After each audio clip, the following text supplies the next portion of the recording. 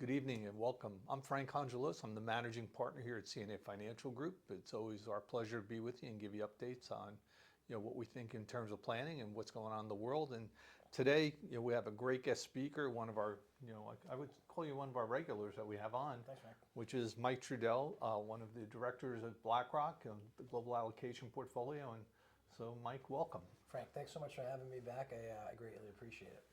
And so, when we did our last update, which was in January, Yes. the world was different. Yes, sir. It was very different. If I had hair, Yeah. okay, it would have gone a little more gray and maybe a little more fallen out. But the world is a little bit more different, but it's always different this time. Yeah. And there's always something going on in the world. There's always an event that goes on, and it happens. People sometimes get caught up in it. Some people start to ignore it after a while. But having said that, there has been some differences that have gone on. And so maybe if you and I can just start by taking a look at, here we are, we just finished the first quarter. We're here in April now, and maybe just give a little insight as to, what did the first quarter look like, from your standpoint, BlackRock and so forth, and what are you seeing that, they like? What are they seeing that they have any concerns? And just some of your thoughts. Sure. So I would say it was a tale of two quarters, really. The first couple of months, markets were generally off to a decent start. We saw a continuation of strength overseas, interestingly enough. Some of the non-U.S. equity markets got off to a little bit of a stronger start than our own domestic market. That started to change in March because the hostility started in the Middle East on February 28th. And when that happened, we started to see more volatility come into the markets, and some of those international markets actually sold off more than the U.S. market did. We think one of the key reasons for that is the U.S. over the past, let's call it decade and a half, has actually become a net exporter of oil and natural gas. And so while we've all seen prices rise at the pump, the U.S. is actually much more secure, much less exposed to a rise in oil and natural gas prices than a lot of economies in Europe and parts of Asia. And so some of these countries that had gotten off to a good start in January and February, they gave back a lot of those gains. The bond markets have held in there reasonably well. Bond prices only in the last couple of weeks have started to move up a little bit higher as yields have risen, as people have felt that with a move higher in oil prices, maybe a little bit more inflation than what a lot of folks were thinking at the beginning of the year. Right. And, this time it does look a little bit different than normally when we see inflation because, inflation is, normally, people are getting concerned or the government's getting concerned with they're spending too much. Yes. And so, they raise rates to hit the brakes. But, when it's energy and so forth, then they look at it, over the long run, not necessarily like that. That's right. And I would say we shouldn't assume that the increase that we've seen in oil prices recently and the recent rise in gas prices are really comparable to what the U.S. economy went through in the late 1970s and early 1970s. Two reasons for that. The first is our economy is much more services oriented today and much less manufacturing oriented. So in other words, it's much less oil intensive to produce things. The second thing, as we highlighted, is in the last 10 years, the U.S. has become a net producer of oil and natural gas, and a lot of that has to do with the revolution in fracking over the past decade. So I would say it's important to understand that while we have seen prices increase at the pump, we don't believe that this is going to set off inflation as we saw in the 70s. And to your point, Frank, it's also not the kind of inflation that we saw in 2022 when we were coming out of COVID and the economy was reopening. That inflation was driven by a lot of people trying to get back into the labor force, and businesses couldn't hire people fast enough. There wasn't enough people coming back as they were trying to reopen. So our view on this is that, and we've done a lot of studying of prior geopolitical events in the last 50 years, a lot of which have occurred in the Middle East. And usually what we find is, after about a month, equity markets historically have bottomed out on average. And usually if you look out past the next 6 or 7 months, what typically happens is you kind of roll through it. And if we look as far as the condition of companies, how they're doing earnings wise and what things are looking like. I mean, BlackRock, they are the 800-pound gorilla. They're the largest institutional money manager in the world. It's like when they're looking and they're seeing all their research, what are they seeing? As far as companies and the economy. So here, there's actually a lot of really good news for investors, and what I want to share with you is that earnings for the S&P 500 for 2026 are currently projected to grow by 17%. Now, at the beginning of the year, those projections were about 13%. So estimates have been rising throughout the first quarter, and as a matter of fact, earnings estimates have risen since since hostilities broke out on February 28th. They've actually gone up another 2%. So what's interesting is we've seen equity markets kind of flutter a little bit, maybe dip a little bit, but as earnings projections keep rising, what that means is valuations in the U.S. stock market have actually come down a pretty good amount so far year to date. And so we do think that there is going to be some opportunities in the latter half of the year. We do expect things in the Middle East to start to quiet down. And as that happens, people will, to your point, start focusing more on the fundamentals. And when they look at the fundamentals, they're going to look at the earnings, and I think they're going to be positively surprised, a lot of which is being driven by the tech sector, interestingly enough. And it was interesting because the last time we spoke, our last interview, one of the things that you shared was with regard to AI and how AI, even if, it brings down efficiencies a little bit, even in an older company or whatever, it helps, and it helps a lot with earnings. It does. If you look at, again, the S&P 500 and you look at labor as a percentage of cost, labor is about 55% of corporate expense. And so for a lot of companies, even if they can bring that percentage down 2%, 3%, 4%, it has an amazing impact on earnings. It's more impactful in many cases than a rise in revenue, because a rise in revenue obviously is often going to be accompanied by rising expenses. Expenses are going with it. Just to get you there, right? So this is going directly to their bottom lines, and you're going to start to see that profitability increase. And if we kind of, just kind of stay with the economy a little bit, you get people that get like really concerned. Oh my gosh, AI, what's going to happen to my job?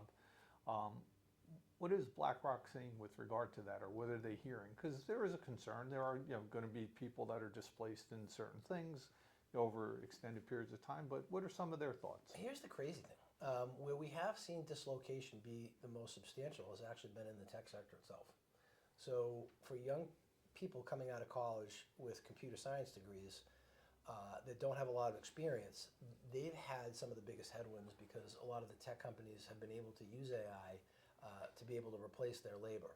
In a lot of the other segments so far of the economy, it's been more tangential. So we haven't seen, what's been interesting in the data in terms of the U.S. employment data, we actually have a pretty good jobs number that came out for March. There has not been a lot of firings. And so what we think is going to happen is corporations may not be hiring as rapidly. They're going to incorporate that AI, and what's going to happen is that AI is going to replace individuals over time who take themselves out of work. In other words, they retire. Right. And so that's how we think that... A little slower to hire. Exactly right. And not as fast when they retire. That's correct. That's exactly so right. So if we look at that. If we stay a little bit just as we think in terms of the economy, we got a new Fed chair coming in May. Yes. What do we see as far as rates? Because, I can't help but put on, and then all of a sudden they go, I don't think there's a rate cut in store. I think, because inflation rates may go up.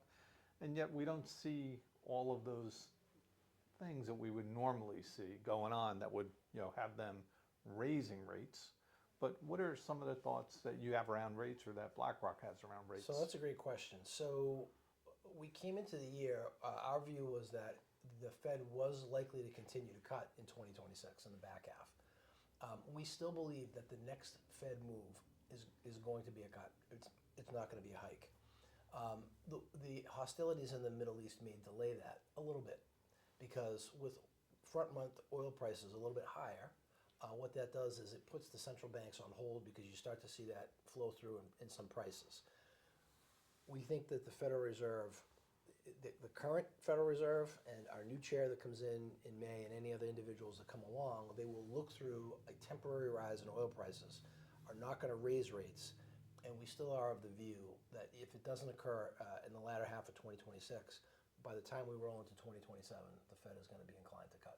That is our view. And again, this does have to do with And nobody has a crystal ball, by the way, but No, it's one of but- those, but there's research out there and there's, we got to remember that we're still at much higher levels for Fed funds than we were prior to the pandemic. right, Right, and if you look at where current rates are relative to even where headline inflation is, we still have real interest rates that are positive in the United States. And as the expansion continues and ultimately economic growth starts to slow, and again, as we said, we're not getting a huge amount of new job growth in the labor market. There are things the Fed can do in the sense of as rates come down, there will be other areas of the economy that are more interest rate sensitive, like the real estate market, that will respond positively. And that you will see job growth in those areas of the economy. great insight. So last quarter, it was the first time I ever had somebody call me up and say, Frank, is my portfolio safe? I'm hearing all this about private credit. And so the reason why I bring that up is, BlackRock, has private credit portfolios. They may own some. And, a lot of these are headline news. And so what have you seen, or what is BlackRock actually seeing around this whole thing of private credit? We kind of look and it's like, it's a buzz out there, but we don't see anything really happening, with regard to no serious concerns. But, we'd like to hear from your standpoint. Sure. So people ask, what is this asset class? What is private credit to begin with? What it is private credit is demand for loans from companies in the United States, some of which are enormously large, but for whatever reason they decided not to go public. Right. And they need financing because they can't issue stock and they can't issue bonds. And so they come to large financial companies, increasingly asset managers, to get that funding. And the reason why increasingly they've gone to asset managers is regulation in the banking sector has limited the size of bank balance sheets. And so there's demand for loans from these companies. The asset management companies have filled the void by providing them with lending. The asset management companies also, when they make these loans, are the ones that are structuring the terms. And in many instances, unlike the public bond markets, for example, on our team, when we buy a bond in the public market, whether it's investment grade or high yield, we're just a general unsecured creditor like everybody else. Right. In private debt, when we make a loan and we're negotiating those terms, as the creditor, we can take a security interest in that firm's real estate or their receivables or their inventory. So you're actually higher up in the credit stack than in the public space. Those loans, however, are not as liquid. In other words, it's not as easy for BlackRock or an asset manager to sell those loans as you can in the secondary market. What I would say to the audience is very important to understand that the private credit market has grown to be $2.5 trillion. It's very large. If you look at the public debt markets in the United States, investment grade and high yield combined are about $11.5 trillion. It's very important to understand private credit is not synonymous with high yield. It is not synonymous with risky borrowers. There are actually a lot of companies in the private credit space that we at BlackRock would rate as investment grade. These are good companies. And so what we've seen and why we're starting to see some headlines is because some firms, when they lent to only a couple of sectors in the economy. They weren't diversified. And what has hurt them is in some cases they've lent to small startup software firms, and some of those software firms, now as we look forward into the future, AI may make some of their software more obsolete. And so as a result, bottom line, you've got about $400 billion lent to software within private credit. I know that sounds like a big number, but when you look at an economy that's over 30 trillion like the United States, it's actually not that big a number. So the point being, we do not think that some of those loans to software in private credit is going to lead to all kinds of knock-on effects throughout the U.S. economy. That's our bottom line. And at the end of the day, it's also, who is it that they're owning their private credit with, which is, the high quality companies like BlackRock's and companies of that nature. Their due diligence, they're picking who they're going to lend to and so forth is definitely different than, hey, I'm going to lend it to, the butcher shop up the street. You know? So, first of all, we do obviously do a tremendous amount of due diligence on the credits, and when we build these portfolios, they're also going to be diversified. Just like if you were invested in a mutual fund that was in publicly traded bonds, it's going to be very diversified. For the BlackRock portfolios across the board, they tend to be incredibly diversified. And the reason why they're interesting is because they're really not supposed to be liquid. And so when you have some of the pressure that some of these companies are getting, it's because investors who don't realize the liquidity side, which is these are really non-liquid loans, and all of a sudden they go, I didn't realize that. So I think that they're being utilized inappropriately sometimes. I would say that in this space, what people have to remember is if they've invested in private credit and the yield was higher than what they would have gotten in the public markets, well, that was we call it a liquidity premium. That's exactly right. That's exactly correct. It's a great insight, and that I just wanted to, for all of our guests who listen to our programs and so forth, is just help deal with some of that headline that they see that's like it's not what you think. It's not what you think. And I've had some people call me and say, I saw this online. It's like, relax, you don't own that. Yeah. The last thing that we'll just touch on a little bit is corporate earnings are good. Mm-hmm. There's things going on around the world. Mm-hmm. This will work its way through. Economy looks pretty good, and so forth. There's a lot of cash on the sidelines, and so maybe address what that means. Because people hear, oh, there's cash on the side. What does that mean? So there is a lot of cash on the sidelines, and what it means that retail investors, some institutions, when they're doing their asset allocation, they keep some amount in cash. And one of the reasons why cash levels have been unusually high since the pandemic, or after the pandemic, I should say shortly after it ended, is because the Fed raised interest rates very quickly. And you may remember a couple of years ago, on very short-term paper, investors were making 5%. And they didn't take any credit risk to do that, and they didn't have to take any interest rate risk. They were getting 5%. 5% is a pretty good number for a lot of folks. They had never seen yield, especially older folks. It's been a long time. It's been a long time. And slowly the Fed started to cut rates to the level of, let's call it roughly 3.5% today.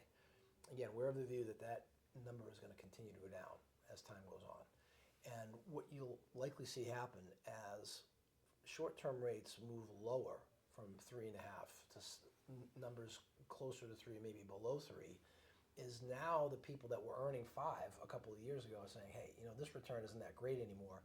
Look at how well some of these other areas of the market are doing, and they'll take that cash, and instead of just reinvesting it in cash equivalents, they'll start to put it back into the areas of the economy and the market that are growing faster.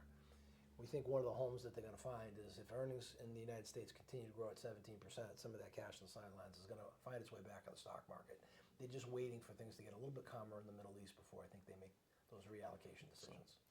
So, as we sum up a little bit of, what we're hearing is, there's always an event going on somewhere, somehow. Yeah. There's something going on. It's a big world, so something's not going to go right somewhere. We happen to be a little bit more involved at the moment than we typically are in some of these. Yeah. So we're seeing it, we're hearing it more on the news headline. But at the end of the day, these things pass. That's correct. And the overall economy sounds like we're in pretty good shape. We think pretty robust.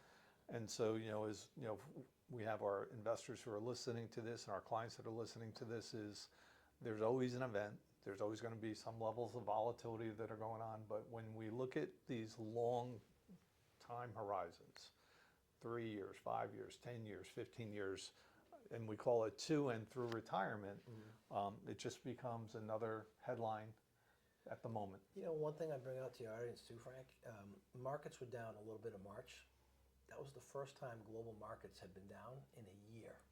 So we've had a pretty good run up until this point. I would say even absent the hostilities in the Middle East, equity markets periodically, they give a little bit back, especially after such a long run. So it wasn't even surprising that we had a little bit of a pullback in March, but we had a geopolitical catalyst that also went along with it. So just wanted to put things in perspective. And when we keep things in perspective, it's about a year ago that we had all the tariffs came out. And Yeah, so we Liberation saw- Day. It's April 2nd. Yeah, and it was like we had that pullback in the market, and then we looked 30 days later, You know, 60 that's days actually later. a great point. And so it's like we look and it's like there's always a headline. I think I might have been with you shortly after that, and had investors decided, you know, this Liberation Day, these tariffs, this is too much headline risk, I'm going to sell.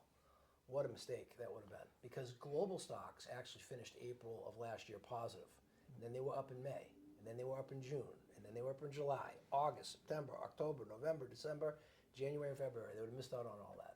So that was a very insightful point to keep things in perspective. So for all of our listeners and part of our CNA family, we would tell you is just don't get too caught up in the headlines. Stay calm. Remember, these are long-term investments that we have you in and that we're working with. And Mike, it's always a pleasure to have you with Frank, us thanks so and much. for the updates. And just BlackRock and your team is a resource. We appreciate you so much, and thanks for being with us. So Thanks so much. Thanks for having me. see you all soon.